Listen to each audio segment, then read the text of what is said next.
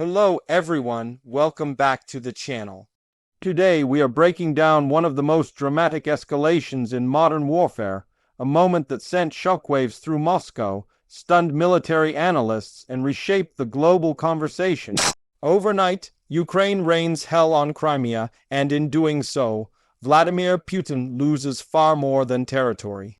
He loses leverage, credibility, and the illusion of control that once defined Russia's power projection. What unfolded was not a single strike, not one night of explosions, but a sustained campaign that turned a so-called fortress into a pressure cooker ready to burst. For years, Crimea was presented by the Kremlin as untouchable. Annexed in 2014, heavily militarized, fortified with air defenses, naval assets, and tens of thousands of troops, the peninsula was sold to the Russian public as a permanent victory.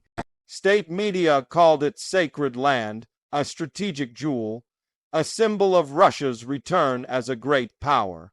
International condemnation faded into background noise, sanctions became routine, and many quietly assumed Crimea was a frozen issue. But wars have a way of reopening chapters the world believes are closed. Ukraine never accepted the loss. Even while fighting for survival across multiple fronts, Kiev understood that Crimea was the center of gravity. It was not just land. It was Russia's military hub in the Black Sea, its logistics backbone in the south, and its most powerful propaganda symbol.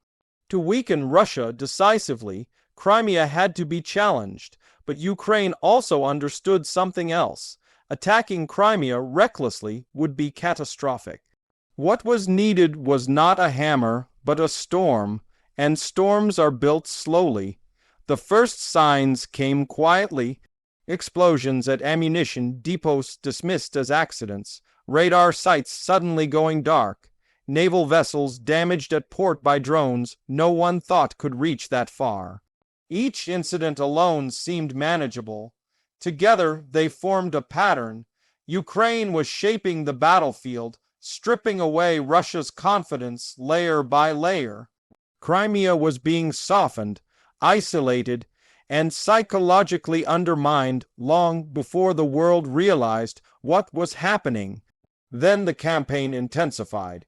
Ukrainian long-range drones and missiles began striking with relentless precision. Air bases once thought secure erupted in fire. Aircraft were destroyed on the ground. Fuel storage sites burned for days. Russian air defenses, advertised as impenetrable, failed repeatedly. Each failure was captured on video and spread across the internet, undermining the Kremlin's carefully constructed narrative of dominance. Russia responded with denial, then anger, then escalation elsewhere, but Crimea kept burning. Ukrainian forces targeted the peninsula's lifelines. Supply routes through southern Ukraine were hit, bridges were damaged, rail networks disrupted. The Kerch Bridge, the symbolic artery connecting Crimea to Russia, became a constant point of vulnerability. Even when repairs were made, the message was clear: nothing was safe. As strikes continued, the pressure inside Crimea mounted. Russian troops stationed there began to realize they were sitting in a trap. Reinforcement was uncertain. Resupply was increasingly dangerous. Evacuation plans were vague or non-existent. Morale dropped sharply. Soldiers who had been told they were defending sacred territory now felt abandoned on an exposed outpost. The Black Sea Fleet, once the pride of Russian naval power, suffered humiliating losses. Ships were damaged, sunk, or forced to relocate. Naval dominance evaporated. Ukraine, a country without a traditional navy, demonstrated that modern warfare no longer requires massive fleets to neutralize maritime power. Drones, intelligence, and precision timing did the job instead. The symbolism was devastating for Moscow. The fleet that once projected power across the region was now running for cover. Meanwhile, Ukrainian intelligence operations reached unprecedented depth. Surveillance drones mapped every movement. Cyber units disrupted communications. Partisan networks inside Crimea provided targeting data and real-time updates. What Russia believed was a tightly controlled environment turned out to be riddled with leaks. The fog of war lifted for Ukraine and thickened for Russia. The world watched as the tempo increased. What had once been sporadic strikes became a sustained assault.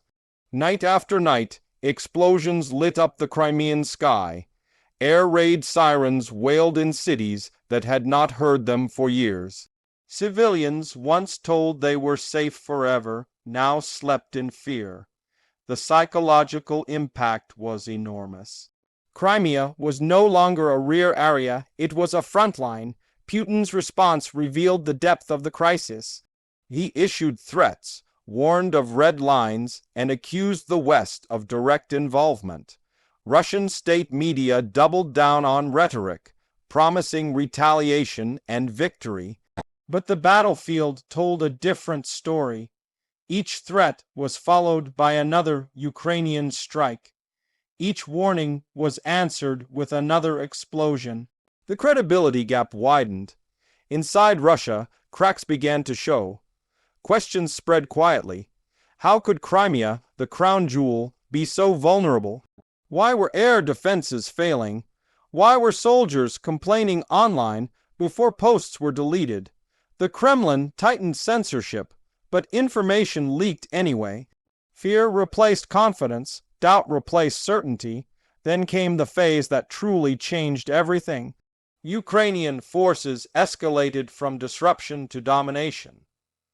Coordinated strikes targeted command centers, air defense nodes, and logistics hubs almost simultaneously.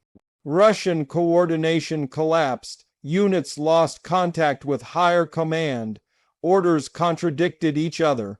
Confusion spread faster than reinforcements could arrive. At the same time, Ukrainian ground forces intensified pressure in southern Ukraine, threatening the land corridor that connected Crimea to the mainland. This was the nightmare scenario Russian planners had always feared. Without that corridor, Crimea would become an isolated pocket, dependent on a bridge and sea routes increasingly under threat. As Ukrainian advances accelerated, the possibility of isolation became real. Inside Crimea, panic followed. Russian installed officials quietly sent families back to Russia. Wealthy residents fled. Military assets were redeployed or abandoned. The image of control collapsed not with a dramatic announcement, but with thousands of small decisions driven by fear. When Ukrainian forces finally reached positions that allowed sustained pressure on Crimea itself, the world realized the scale of what was unfolding. This was not harassment. This was a campaign designed to break Russia's grip completely. Analysts who once called Crimea untouchable now admitted they had underestimated Ukraine's capability and resolve. The fighting was intense but uneven. Some Russian units attempted to resist fiercely. Others surrendered. Many simply withdrew. Years of propaganda could not compensate for the reality on the ground. Soldiers who lacked supplies, leadership, and confidence could not hold against a determined, technologically adaptive force. As Ukrainian forces pushed deeper, scenes emerged that defined the moment. Civilians cautiously stepping outside after explosions stopped. Ukrainian flags appearing on balconies, then in streets. Tears, silence, disbelief. For many, it felt surreal. A place that had lived under occupation for more than a decade was changing hands. Sevastopol, the heart of Russia's Black Sea power, became the ultimate symbol of loss. As Ukrainian strikes continued, remaining naval assets evacuated or were neutralized. The city that once embodied Russian dominance now represented strategic failure. Putin did not just lose ships, he lost a myth, Globally, reactions were immediate and intense. Western capitals expressed cautious support, emphasizing international law. Other nations urged restraint, fearing escalation. Markets reacted. Energy prices fluctuated. Security alliances reassessed their assumptions. Military academies around the world began dissecting the campaign in real time. For Putin, the consequences were devastating. Crimea was not just territory, it was the foundation of his nationalist narrative. Losing effective control shattered the image of strength he had built for decades. Domestically, it raised dangerous questions. If Crimea could be threatened, what else was vulnerable? If promises about Crimea were false, what about the rest? Ukraine, meanwhile, faced a different challenge. Victory brought responsibility. Liberated areas needed security, aid, and reintegration. Years of occupation had left deep scars. Infrastructure was damaged. Trust had been eroded. But despite these challenges, the sense of purpose was overwhelming. This was not conquest. This was restoration. The Crimean Tatars, long persecuted and marginalized, emerged as one of the most powerful symbols of this moment. Their cultural revival, their public celebrations, and their renewed political voice underscored the human meaning behind the military campaign. For them, this was not just a strategic shift, but a return of dignity. The campaign also rewrote the rules of modern warfare. Ukraine demonstrated that precision, intelligence, and persistence can neutralize even heavily fortified positions. Static defenses proved vulnerable. Expensive hardware proved useless without morale and adaptability. The age of unquestioned military superiority ended on the Crimean battlefield. As the dust settled, one truth became unavoidable. Putin did not just lose Crimea. He lost deterrence. He lost credibility. He lost the aura of inevitability that once protected his decisions from challenge. The psychological impact extended far beyond the peninsula. The world entered a new phase. Borders once assumed frozen were suddenly negotiable again. Occupation was no longer seen as permanent. Smaller nations took note, alliances strengthened, strategic calculations shifted. The global order did not collapse, but it cracked and realigned. Ukraine's campaign against Crimea became a case study in patience and precision. It showed that wars are not won in a single strike, but through sustained pressure that breaks an opponent's ability to function. It showed that belief can be as powerful as firepower.